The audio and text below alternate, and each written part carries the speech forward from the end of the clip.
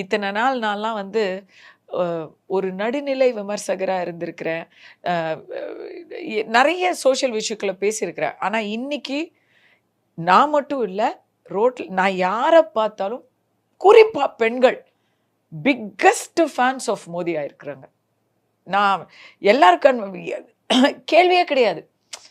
இந்தியால யார் இதுக்கு எனக்கு நான் கூஸ் பம்ப்ஸ்ங்க. இந்த நிமிஷம் வரைக்கும் அந்த கூஸ் பம்ப்ஸ் போகல.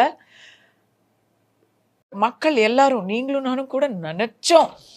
ஏன் தாமதம் ஆகுது? ஏன் தாமதம் ஆகுது? ஏன்னா, அந்த ஒவ்வொருத்தங்கள நெத்தியிலயும் இருக்கு.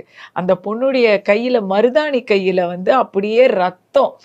அ அந்த கோவம் நம்ம ஏன் இத பார்த்துட்டு சும்மா இருக்கோமேங்கிற கோவத்துல எல்லாருமே ஒரு ஒரு சந்தேகப்பட்டிருக்க வாய்ப்பு இருக்கு.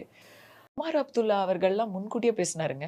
அவர் ஏன்னா காஷ்மீர்ல நடக்கிறத தெரிஞ்சு பேசுறவர். அவரு தான் வந்து சீஃப் மினிஸ்டர். அவர் அங்க நடக்கிறது அப்பவே அவர் 1 வாரம் முன்னாடியே சொன்னாரு. இதுல நான் வந்து மத்திய அரச குறை சொல்ல மாட்டேன்.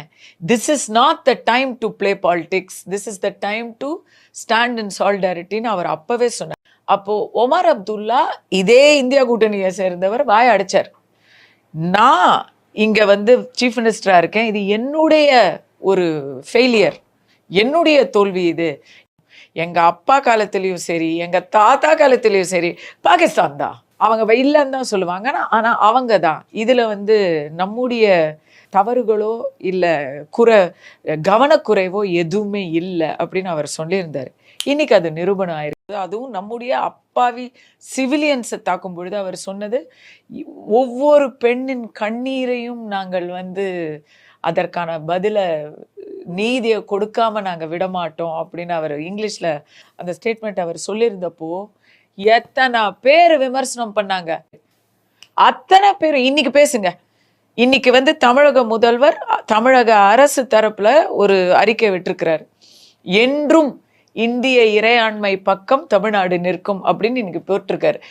இவரு என்ன யோசிக்கிறாரு, இந்திய அரசாங்கம் என்ன யோசிக்குதுன்னு மக்களுக்கு ஏன் தெரியணும்?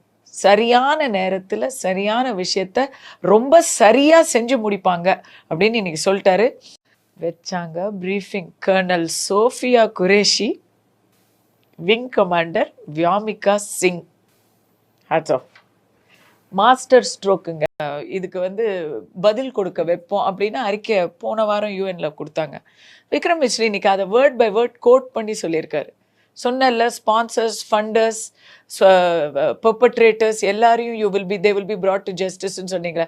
இப்போ பண்ணுங்க, நாங்கள் பண்ணி காமிச்சிருக்கோம், உங்கள் வேலையை நாங்கள் எல்லாம் பண்ணிட்டோம், நீங்கள் இப்போ என்ன சொல்கிறீங்க அப்படின்னு கேட்டிருக்கிறாரு. முடிச்சுட்டு அதுக்கப்புறம் மக்களுக்கு சொல்கிறாங்க. ஆப்ரேஷன் சிந்தூருங்கிற அந்த வார்த்தையை பார்த்தது புரிஞ்சு ஒரு கெத்தா, அதே சமயத்தில் ப்ரிசைஸ். அவங்க முகத்தில் நீங்கள் பார்த்தீங்கன்னா ஒரு ஏளனமோ இல்லை சுப்பீரியாரிட்டியோ, ஆஹா, பக்கா மிலிட்ரி கெத்தா வந்தாங்க.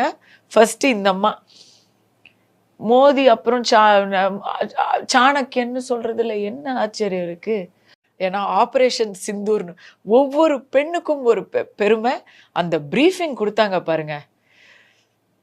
ஜஸ்ட் யாரை வேணா செலக்ட் பண்ணியிருக்கலாங்க. அது that's just the greatest master stroke. It's a historical moment for women in Indian military service. It is a historical master stroke for women in the service of the nation. Droupadi Murmu வந்து இருக்கிறாங்க, ஜனாதிபதியா இருக்கிறாங்க அப்படிங்கிறதெல்லாம் okay. But இது வந்து it hits you a different way இல்லைங்க. ரொம்ப எல்லா விதத்திலையும் today is a historical day. First பாராட்ட சொல்லிடுறேன். இது வந்து நம்முடைய வெளியுறவுத்துறை அமைச்சர் ஜெய்சங்கர் அவர்களை வந்து பாராட்ட வார்த்தைகளே இல்லை. He's a extremely good planar. ஏன்னா அவர் இதை பேர்ட்ஸ் ஐ வியூவில் அவர் பார்த்துருக்கிறார். இதெல்லாம் வந்து really external affairs ministry, home ministry, Indian armed forces and as primary PMO. we have to give credit where it is due. இப்போ இதுல பாகிஸ்தானுங்கிறது நம்ம கண் எதிர தெரிகிற எதிரி. கண்ணுக்கு தெரியாத எதிரியை எப்படி டேக்கிள் பண்ணணுங்கிறது தான் நம்முடைய சேலஞ்ச். ஜெய்ஹிந்த்.